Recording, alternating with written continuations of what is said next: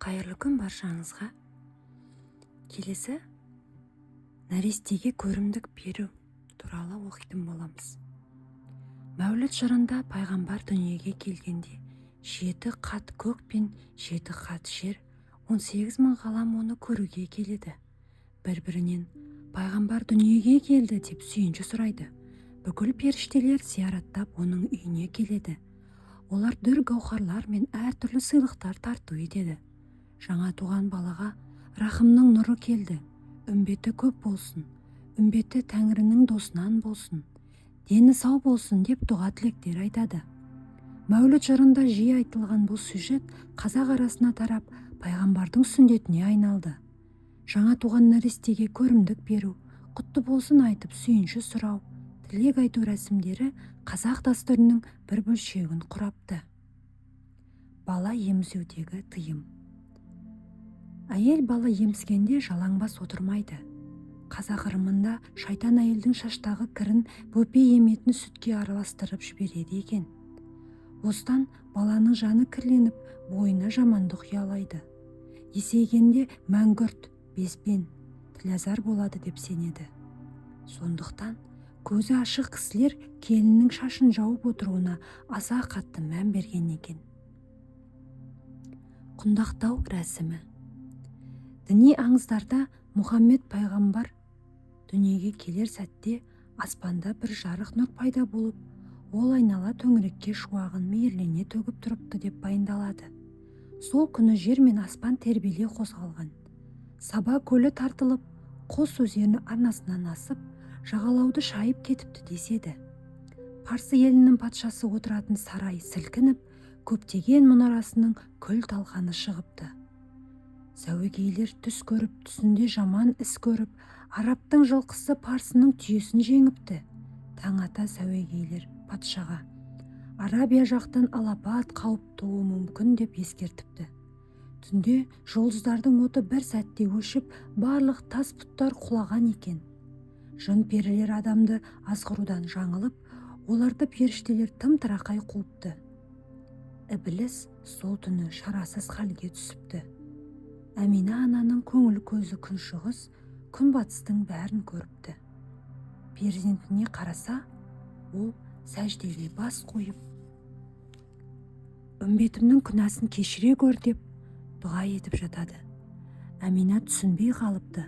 Сол кезде көктен Жебірейіл, Мәкәйіл, Ысырапыл атты 3 періште түседі. Бірінің қолында күміс құман, бірінде зүміреттен асыл тас жасалған леген бар екен. 3-ші періштенің қолында пейіштің жібек матасы. Періштелер пайғамбарды легенге отырғызады. Ысырапыл құманмен су құйып шомылдырады. Жебірейіл асыл жібектен жасалған матаға пайғамбарды құндақтап орапты. Әмина анамызға: «Әмина, қорықпа. Құдайдың сүйікті досы, ақырдың елшісі Мұхаммед дүниеге келді. Пайғамбардың тәні жалаңаш болмауы үшін Құдай бізді оның мүбәрәк денесін құндақтауға жіберді» дейді. Періштелер Әмина анамызға жас нәрестені қалай дұрыс құндақтау керегін үйретіпті. Осыдан бастап дүниеге келген балаларды құндақтау тәртібі дәстүрге еніпті. Қалжа беру.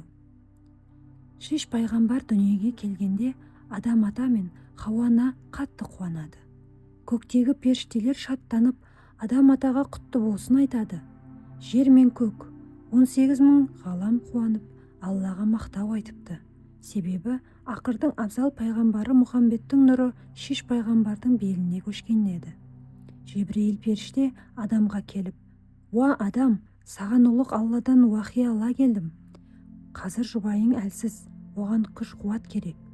Отардың ішіндегі семіз ұрғашы қойды сойып, жұбайыңа ас әзірле. Сорпасын ішіп, терлесін. Қойдың қуаты келіншегіңнің күшін қалпына келтіреді. Бойындағы жел құзы шығады, әрі сәбиіңе құнарлы ас болады» дейді. Адам ата Жебірейілдің айтқанын бұлжытпай орындайды. Хауа ана қойдың етін жеп, күш қуат жинайды. 2 омырауынан құнарлы сүт ағады. Кейін келе Хауа анаға сойылған қойды қалжа деп атапты. Енді бір аңыздарда Хауа ана Шиш пайғамбардың мойыны қайтайсын деп, қойдың омыртқасын ырымдап жеген деп те айтылды. Балаға ит көйлек кигізу. дүние есігін ашқан сәбиге ең алғаш тігісін сыртына қаратып, киім тігіп кигізеді. Бұл киімнің атын ит көйлек немесе ит жейде деп атаған. Киімнің бұлай аталуы жайында мынадай қызық аңыз бар. Тәңірі тағала адамның мүсінін жасағанда, оның кіндігінен алынған бір шөкім балшықтан итті жаратады. Иттің үнемі адамнан айырылмай, қайда барса да иесінің мал-мүлкін қорып, адамға серік болып жүретін себебі сол екен. Кіндік балшығынан жаралған соң, алғашында оның терісі түксіз жалаңаш болыпты. Адам ата жаралған соң, оны 40 күн, 40 түн ит күзетіпті. Ібіліс адамға жақын келіп, Тәңірі сені несіне жаратқан, түрің құрсын деп адамның бетіне түкіріп жібереді. Сол сәтте ит адамды қорғап, Ібіліске тап береді. Ібіліс итке ашуланып, қаһарын төгеді. Ібілістің қаһары асып түсіп, ит тоңып өледі. Хақ тағала иттің ерлігіне риза болып, оны қайта тірілтіп, денесін жүні қалың терімен қаптайды. Адамның шаңырағынан мекен береді. Ал Ібіліс адам бетіне түкіргендіктен, адам әртүрлі кеселге шалдығатын болыпты. Ит адам мен Хауана жер бетіне түскен кезде де алғаш рет соларға сенімді серік болыпты. Оларды бәле жаладан, қауіп қатерден құтқарып, қорған болған екен. Жаңа туған баланы да пәле жәледен қорғасын деп ит көйлек кигізіп ырымдау содан қалыпты. Ит көйлекті бала 40-нан шыққанша кигізеді. Оны шыт, сиса, бәтес, бөз сияқты жұмсақ маталардан жасайды. Тысын сыртына қаратып, шетін бүкпей пішеді. Жағасын ойып, өңіріне баланың басын сиятындай етіп тілік жасайды. Баланы 40-нан шығарғасын ит көйлекті далаға тастамайды. Дауға барған адамдар, жауға шапқан батырлар баласының ит жейдесін қойнына тығып, өзімен бірге ала жүрген. Себебі көйлек қауіп қатерден, пәле жаладан сақтайды деп ырымдаған. Баласы жоқ әйелдерге ит көйлекті ырым етіп береді.